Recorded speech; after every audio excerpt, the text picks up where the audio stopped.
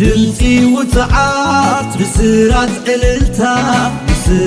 ዕልልታ ውድኺ ሓድነትና ህዝባዊት ዋልታ አድማሳዊ ሰብአዊ መሰላት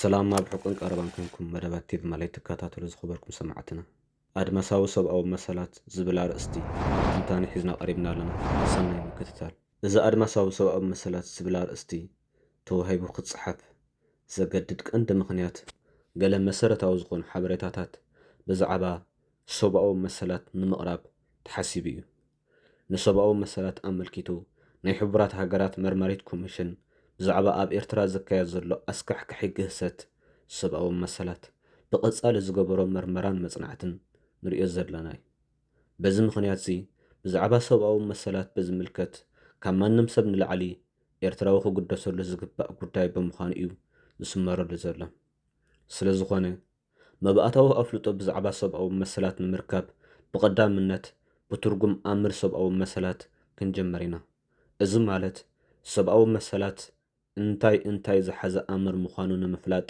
ይቐርብ ኣሎ ማለት እዩ ስዒቡ ሓፂር ታሪኻዊ ማዕባበላ ሰብአዊ መሰላት ክወሃብ እዩ እዚ ከዓ ካብ ድሕሪ ልደቱ ክርስቶስ ጀሚሩ በመበል 13 ክፍለ ዘመን ኣብ ዓዲ እንግሊዝ ዝተገብረ ህዝባዊ ተበግሶ ሓሊፉ ከምኡውን ኣብ 18 ክፍለ ዘመን ዝነበረ ንሰብአዊ መሰላት ምኽባር ዘጉልብቱ ተረኽቦታት እንዳተጠቕሱ ኣብነታት ክቐርቡ እዮም ድሕሪዚ እቲ ምጉልባትን ምኽባርን ሰብአዊ መሰላት ኣብ መበል 19 ክፍለ ዘመን ወይ ድማ 10 ክፍለ ዘመን ከም ዝቐጸለ ክጥቀስ እዩ ብፍላይ ድሕሪ ካልኣይ ውግእ ዓለም ነዚ ሰብአዊ መሰላት ዝብል ኣምር ትኩረት ተዋሂብዎ ብሕቡራት ሃገራት ከም ዝጸድቕ ዝኾነሉ ኩነታት በጽሒ እዩ በዚ ምኽንያት እዚ እቲ ብሕቡራት ሃገራት ተቐባልነት ዝረኸበ ኣዋጅ ኣድማሳዊ ሰብአዊ መሰላት ከነቐርብ ኢና ኣብ መወዳእታ እዚ ጽሑፍ እዚ ብመደምደምታ ክዛዘም እዩ ብመጀመርያ እምበኣር ብትርጉም ሰብአዊ መሰላት ክንጅምር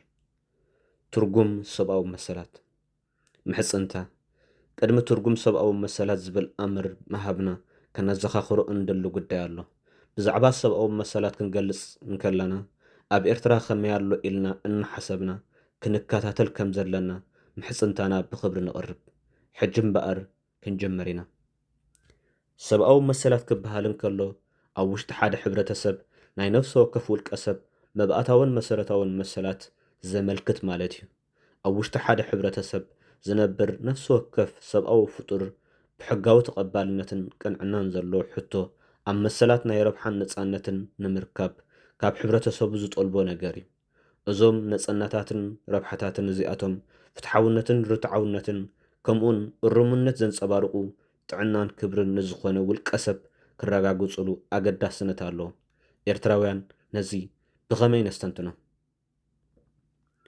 ሰብአዊ መሰላት ኣድማሳዊኡ ክበሃል እንከሎ ትርጉም ኣለዎ ብቐዳምነት ሰብአዊ መሰላት ኣድማሳዊ እዮም ዘብሎም ምኽንያት ንነፍሲ ወከፍ ሰብ ኣብ ነፍሲ ወከፍ ሕብረተሰብ ዝርከብ ንኩሉ ሰብ ዝብጽሕዎ መሰላት ብምዃኖም ክስመረሉ ይግባእ ብጂኦግራፊ ወይ ብታሪኽ ብባህሊ ወይ ብስነ ሓሳብ ብፖለቲካ ወይ ብቁጠባ ኣገባብ ወይ ከዓ ደረጃታት ናይ ማሕበራዊ ምዕባለ ኣይግደቡን እዮም ኣይፈላለዩን ከዓ እዮም እዚ ምስ ሰምዓና ኣብ ኤርትራ ብኸመይ ይተሓዝ ኣሎ ብኻልኣይ ደረጃ ኣድማሳዊ ሰብአዊ መሰላት ሰብአዊ ተባሂሎም ክጽውዑ እንከለዉ ዘመልክትዎ ነገር እንተሎ ድማ ደቂ ሰባት ዓሌትነቶም ኤትኒካዊ መበቆሎም ሃይማኖቶም ጾቶኦም ፖለቲካዊ ፀጉዖም ሃብቶም ይኹን ድኽነቶም ስርሖም ክእለቶምን ውልቃዊ ምርጫኦምን ብዘየገድስ ብማዕረ መለክዒኦምን ደቂ ሰባት ብምዃኖም ጥራሕ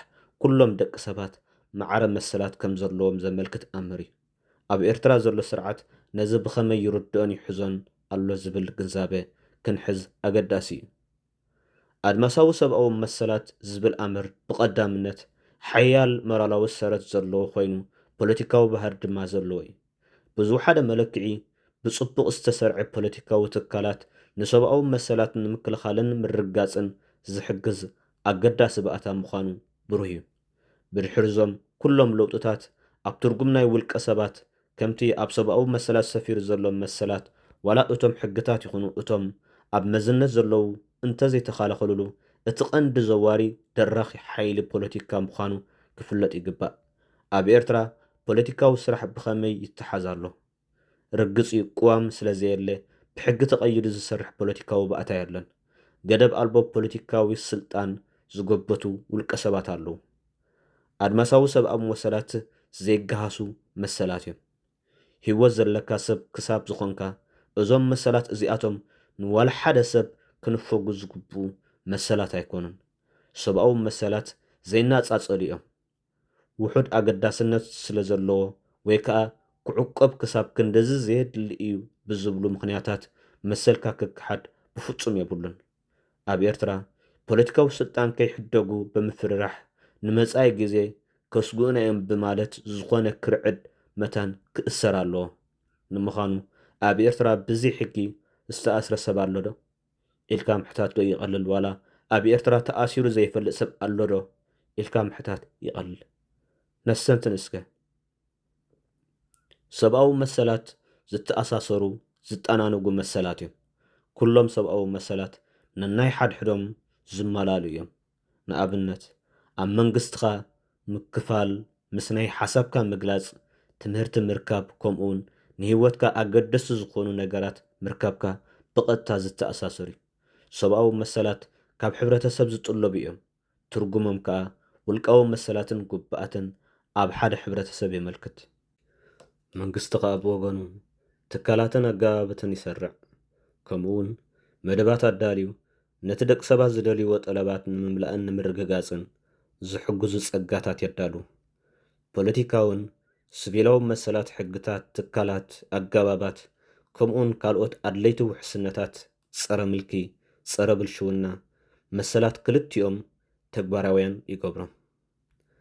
መትከላት ሰብኣዊ መሰላት ራእይ ናይ ነፃ ቅንዕቲ ሰላም ዝኾነት ዓለም ክትከውን ብዙሓደ ምዕቀኒ ኣብ ኩሉ ቦታ ከመይ ገይሮም ውልቀ ሰባት ይኹኑ ትካላት ንደቂ ሰባት የእንግዱ ዝሓቖፈ እዩ። ሰብኣዊ መሰላት ነቶም ብዙሓደ ምዕቀኒ ዘይተረጋገፁ መሰላት ንኸረጋገፁ ንህዝቢ ስልጣን ዝህብ ኣምር እዩ። ኣብ ኤርትራ ኸ እዚ ሕጂ ዝተገለጸ ከመይ ኣሎ? ጸረ ዘይስነ ምግባራዊ ጸረ ዘይስሉጥ ስራሓት ናይ ገለ ትካላት ይኹኑ ወይ ድማ ሰብ መዚ ዝቋጻጸር ትካል ምድኳን የድሊ። ቁጠባውን ማሕበራውን መሰላት ንምርግጋጽ ግብሪ ባጀት ምስላዕን ከምኡውን ናይ ግብረ ሰናይ ትካላት ምትእስሳርን ምትሕጋዝን ይጠልብ። ሰብኣዊ መሰላት ዝብል ሓሳብ ዘመልክቶ ነገር እንተሎ ውልቀ ሰባት እቲ ኣድማሳዊ ዝኾነ መሰላት ዝህቦም መሰላት ክረብሕሉ ዝኽእሉ ገለ ኣገባብ ተፈጢሩ ሕብረተሰባት መሐወይ ክፈጥሩን ክህቡን ኣለዎም ማለት እዩ። ሰብኣዊ መሰላት ሙሉኣት ዘይኮኑ ክፋላት እዮም። ብኻልእ ኣዘራርባ ሰብኣዊ መሰላት ገለ ደረታት ኣለዎም። እዚ ማለት ነፍሲ ወከፍ ሰብ መሰሉ ንኸረጋግጽ መሰል ኣለዎ። ግን ከዓ ኣብ ናይ ካልኦት መሰላት ይኹን ሕጋዊ ህዝባዊ ጥቕሚ ክትኣታቶ የብሉን። ንኣብነት ናይ ምዝራብ ነጻነት ምህላው ማለት ዝኾነ ይኹን ሰብ ዝኾነ ርእስቲ ኣልዒሉ ኣብ ዝኾነ ይኹን ግዜ ኣብ ዝኾነ ይኹን ቦታ ይዛረብ ማለት ኣይኮነን። ናይ ፕረስ ነጻነት ማለት ሓደ ሰብ ኮነ ኢሉ ሓሶት ክጽሕፍን ክዝርግሕን ንኻልእ ሰብ ዝጎዳእ ሓበሬታ ክዝርግሕ ይፍቀደሉ ማለት ኣይኮነን። እዚ ከምዚ ኢሉ እንከሎ ግን ውልቃዊ መሰላት ምስ ናይ ሓባር ረብሓ ክረአ እንከሎ ካልኣዊ ወይ ካልኣይ ደረጃ እዩ ማለት ከዓ ኣይኮነን። ኣብ ሓደ ዝተሓላለኸን ዴሞክራሲያዊ ዝኾነ ሕብረተሰብ ኣብ መንጎ ውልቃዊ መሰላትን ህዝባዊ ረብሓታትን እቲ ቀዳማይ ሸቶ ግቡእ ሚዛን ምርካብ የድሊ። ሰብኣዊ መሰላት ዝብል ሓሳብ ንርእሱ ገለ ደረታት ይቕበል ኮይኑ ግን ከዓ እቶም ደረታት ንባዕሎም ብሕግታት ዝተደረቱ ምዃኖም ይፍለጥ። ህዝባዊ ህጹጽነት፣ ሃገራዊ ጸጥታ ይኹን ህዝባዊ ስርዓት እቶም ኣገደስቲ ማሕበራዊ ኩነታት ናይዚ ምልክታት ኮይኖም ይኹን እምበር ንውልቃዊ መሰላት ብቐሊሉ ዝገሃስ ኣይኮነን።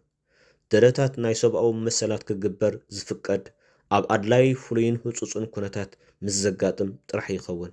ይኹን እምበር ኣብ ትሕቲ ዝኾነ ይኹን ኩነታት መንግስቲ ንመሰል ናይ ብሂወት ምንባር ወይ ኣሰቃቂ መቕጻዕቲ ምትግባር ዘይሰብኣዊ መቕጻዕቲ ኮነ ንባርነት ዘቃልዕ ወይ ናይ ምሕሳብ ናይ ሕልና ወይ ናይ ሃይማኖት ነጻነት ክሳብ ምጥሓስ ርሕቀት ዘለዎ ደረጃ ክበጽሕ ኣይግባእን። ንሰብኣዊ መሰላት ምክልኻል ኣብ ዝኾነ ይኹን ዓይነት ሕብረተሰብ ኣዝዩ ኣድላይን ኣገዳስን ምዃኑ ፍሉጥ እዩ። ሰብኣዊ መሰላት ክረጋገፁ መታን ትረፍዶ ኣብ ከም ኤርትራ ዝኾና ሰብኣዊ መሰላት ሚኢታዊት ዝምንዛዕ ሃገራት ይትረፍ ዋላ ኣብተን ሰብኣዊ መሰላት ምክልኻልን ምጥባቕን ዓብዪ ኣስተዋፅኦ ገይረን ኩርዓት ዝኾነ ሃገራት ኣብ ገለ ኩነታትን ቦታታትን ኣተሓዛ ሰብኣዊ መሰላት ከመሓይሽዎ ዝግብኦም ኣከባቢታት ክህሉ ውህብ እዩ። ንኣብነት ኣብ ሕቡራት መንግስታት ኣሜሪካ ንሲቪካውን ፖለቲካውን መሰላት ምኽባር ልዑል ኣትኩሮ ስለ ዝወሃቦ መንግስቲ ኣሜሪካ እዞም መሰላት እዚኣቶም ኣብ ሙሉእ ዓለም ክዝተሩ ንጡፍ ናይ ምትብባዕ ምንቅስቓስ ይገብር እዩ። ብኻልእ ወገን ድማ መንግስቲ ኣሜሪካ በዓሉ ክንክን ጥዕና፣ ስራሕ፣ ገዛ ኣልቦነት፣ ከባብያዊ ብከላ ከምኡን ካልኦት ማሕበራውን ቁጠባውን ስኽፍታታት ከም ሰብኣዊ መሰላት ክፈልጦም ከም ዘጸግሞ ርእዩ። እንተኾነ ግን ብኣንጻሩ እዞም መሰላት እዚኣቶም ከም ተራ ሃረርታ ወይ ከዓ ሸቶ ተረኣዮም ኣብ ናይ ሓደ ርሑቕ መጻኢ መዓልቲ ክትግበሩ ዝግብኦም ኮይኖም ይረኣዩ። እዚ ኣተሓዛዚ ኣብ ሓደ ሃገር ክህሉ ዘለዎ ዓይነት ዴሞክራሲ ከበድቲ ሳዕቤናት ዝኸተል እዩ። ቁጠባውን ማሕበራውን መሰላት ዝተሓረመ ህዝቢ ውፅኢታዊ ዝኾነ ሲቪላውን ፖለቲካውን መሰላቱ ከረጋግፅ ኣይሕሰብን። ንኣብነት ሃገራዊ ሃብቲ ክበሃል እንከሎ ንኩሎም ደቂ ሃገር ዝብፅሖም ምዃኑ እዩ ዘመልክት። ኣብ ኣሜሪካ ዝኾነ ይኹን ናይ ጥሜት ኩነታት ክርከብ ኣይግባእን፣ ምክንያቱ እቲ ሃገራዊ ሃብቲ ንኩሎም ደቂ ሃገር ስለ ዝምልከት።